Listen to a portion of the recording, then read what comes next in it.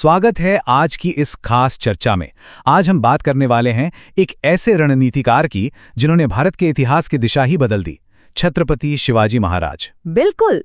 और आज हम सिर्फ उनकी वीरता की कहानियां नहीं दोहराएंगे, बल्कि उस मास्टरमाइंड स्ट्रैटेजी को डिकोड करेंगे जिसने एक विशाल मराठा साम्राज्य की नींव रखी। एक ऐसा प्लेबुक जो वाकई आज भी उतना ही प्रासंगिक है। तो आइए देखते हैं आज हम किन अहम पड़ावों से गुजरने वाले हैं। शुरुआत करेंगे एक दूरदर्शी के उदय से, फिर बीजापुर सल्तनत और मुगलों के साथ उनके ऐतिहासिक टकराव पर बात करेंगे। उसके बाद हम पहुंचेंगे उनके राज्याभिषेक तक, उनके बेहतरीन प्रशासन को समझेंगे और अंत में देखेंगे कि कैसे उनकी विरासत ने इतने बड़े साम्राज्य को जीवित रखा। तो चलिए पहले भाग से शुरू करते हैं, एक दूरदर्शी का उदय और स्वराज का निर्माण। अब 17वीं सदी के दक्कन के पठार की कल्पना कीजिए। 19 फरवरी 1630 शिवनेरी किले में शिवाजी महाराज का जन्म होता है। लेकिन जो चीज सबसे ज्यादा मायने रखती है वो है उनकी माता जीजाबाई का उन पर प्रभाव। सही कहा। जीजाबाई के उस मार्गदर्शन ने ही उनके अंदर स्वराज की आग जलाई थी। और फिर उन्होंने क्या किया? उन्होंने आसपास के मावला युवाओं को इकट्ठा करना शुरू किया और अपनी एक स्वतंत्र सेना की नींव रख दी। और जरा उनकी रफ्तार तो देखिए, 1646 में तोरणा किले पर उनका कब्जा हो जाता है। और वो भी इतनी कम उम्र में। अगले ही साल 1647 में चाकन से लेकर नीरा तक का पूरा इलाका उनके कंट्रोल में आ गया। बात यही नहीं रुकी। 1656 आते आते उन्होंने जावली जैसा बेहद अहम और रणनीतिक क्षेत्र भी फतेह कर लिया। ये सब कोई तुक्का नहीं था, ये एक सोची समझी रणनीति का हिस्सा था। अब बढ़ते हैं दूसरे भाग की तरफ, बीजापुर सल्तनत को हराना। एक विशालकाय ताकत बनाम एक चतुर रणनीतिकार। जरा इस संतर को समझिए। एक तरफ है बीजापुर का खूंखार सेनापति अफजल खां, जिसके पास 1,20,000 सैनिकों की एक विशाल और पारंपरिक सेना है, और दूसरी तरफ मराठा सेना, जो गिनती में बहुत कम थी, लेकिन उसमें थे फुर्तीले और उस इलाके के चप्पे चप्पे से वाकिफ मावला योद्धा। अब सवाल यह था कि इतनी छोटी सेना इतने बड़े दुश्मन से कैसे लड़ेगी। यहीं पर काम आती है असली रणनीति। 10 नवंबर 1659 का वो दिन, एक शांति वार्ता के नाम पर मुलाकात तय होती है। लेकिन शिवाजी महाराज को पहले से ही धोखे की भनक लग गई थी। वो पूरी तैयारी के साथ गए, कपड़ों के नीचे एक मजबूत कवच पहना और अपने हाथ में छिपा लिया एक वागन नख, यानी बाघ के पंजे जैसा एक घातक हथियार। जैसे ही अफजल खां ने गले मिलने के बहाने धोखा देकर वार किया, शिवाजी महाराज ने तुरंत वागन नख से उसका काम तमाम कर दिया। ये कोई आम घटना नहीं थी, ये एक प्री-एम्प्टिव स्ट्राइक थी। अब आते हैं हमारे तीसरे पड़ाव पर, मुगलों से टकराव, यानी एक बहुत बड़ा शाही खतरा। सिर्फ 350, जी हां, सिर्फ 350 लोग। औरंगजेब ने अपने मामा शाइस्ता खान को भेजा था, वो भी 1.5 लाख की एक बहुत बड़ी फौज के साथ पूना में। लेकिन शिवाजी महाराज ने क्या किया? उन्होंने रात के घुप अंधेरे में केवल 350 मावलाओं के साथ शाइस्ता खान के शिविर पर एक बहुत ही साहसिक और अचूक हमला कर दिया। शाइस्ता खां तो बस किसी तरह खिड़की से कूदकर अपनी जान बचा पाया, लेकिन इस हमले में उसकी उंगलियां कट गईं। मुगलों के पूरे खेमे में ये एक ऐसा मनोवैज्ञानिक झटका था जिसे वो कभी भूल नहीं पाए। इसके बाद मुगलों का दबाव बढ़ा।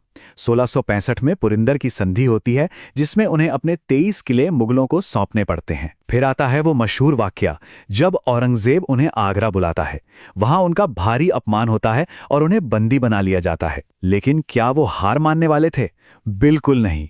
17 अगस्त 1666 को एक बेहद ही चालाकी भरी योजना के तहत वो अपने बेटे संभाजी के साथ वहां से भाग निकलते हैं और सुरक्षित राजगढ़ वापस लौट आते हैं। तो अब चलते हैं चौथे भाग की ओर, छत्रपति का राज्याभिषेक और हिंदवी स्वराज की स्थापना। 6 जून 1674, ये भारतीय इतिहास की एक बहुत ही महत्वपूर्ण तारीख है। काशी के पंडित गागा भट्ट द्वारा रायगढ़ में उनका पूरे शाही तरीके से राज्याभिषेक किया जाता है। बिल्कुल, और यहीं पर उन्हें छत्रपति की आधिकारिक उपाधि मिलती है। यह सिर्फ एक ताजपोशी नहीं थी, बल्कि एक स्वतंत्र हिंदू साम्राज्य की आधिकारिक उद्घोषणा थी। उन्होंने अपनी खुद की मुद्रा भी जारी की, जो पूर्ण संप्रभुता का प्रतीक थी। और उनकी उस राजमुद्रा का संस्कृत श्लोक तो देखिए, उसका अर्थ वाकई बहुत गहरा है। हाँ, श्लोक कहता है कि जिस तरह शुक्ल पक्ष के पहले दिन का चांद धीरे धीरे बढ़ता है और पूरी दुनिया उसकी वंदना करती है, ठीक उसी तरह शाहजी के बेटे शिव की ये मुद्रा भी बढ़ती जाएगी और लोगों के कल्याण के लिए हमेशा चमकती रहेगी। ये सिर्फ एक मुहर नहीं थी, ये उनका पूरा पॉलिटिकल विजन था, उनका जनता के प्रति कमिटमेंट था। तो चलिए अब 5वें भाग पर नजर डालते हैं, प्रशासन और सैन्य रणनीति। आखिर वो इस राज्य कला के शिल्पकार कैसे बने? बार बार ये सवाल उठता है कि मुगलों और बीजापुर की इतनी विशाल सेनाओं को उन्होंने बार बार कैसे पछाड़ा। इसका एक सीधा सा जवाब है, गनीमा कावा। गनीमा कावा का मतलब है अचानक और तेजी से किया जाने वाला गुरिल्ला युद्ध। खुले मैदान में आमने सामने की जंग लड़ने के बजाय इलाके की भौगोलिक जानकारी का फायदा उठाना। बिल्कुल, पलक झपकते ही हमला करना और फिर जंगल पहाड़ों में गायब हो जाना।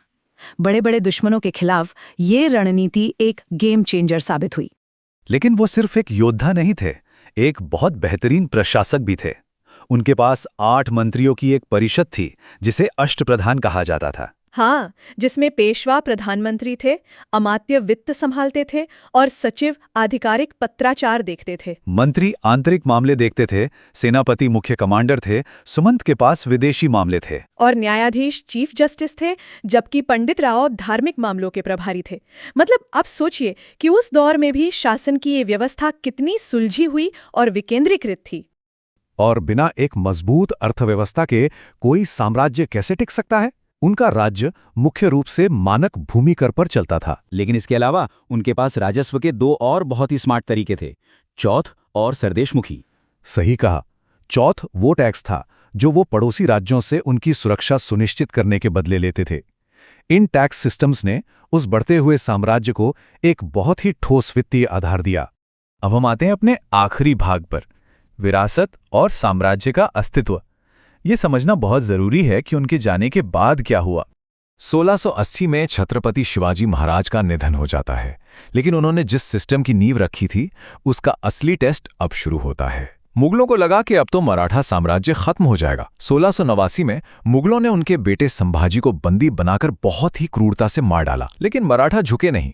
राजाराम और उसके बाद राजाराम की पत्नी ताराबाई ने कमान संभाली और लड़ाई जारी रखी। ये कोई छोटी मोटी लड़ाई नहीं थी, ये 27 सालों तक चला एक लंबा संघर्ष था। इस संघर्ष ने औरंगजेब को इतना थका दिया, इतना तोड़ दिया कि 1707 में औरंगजेब उसी मराठा भूमि पर दफन होकर रह गया।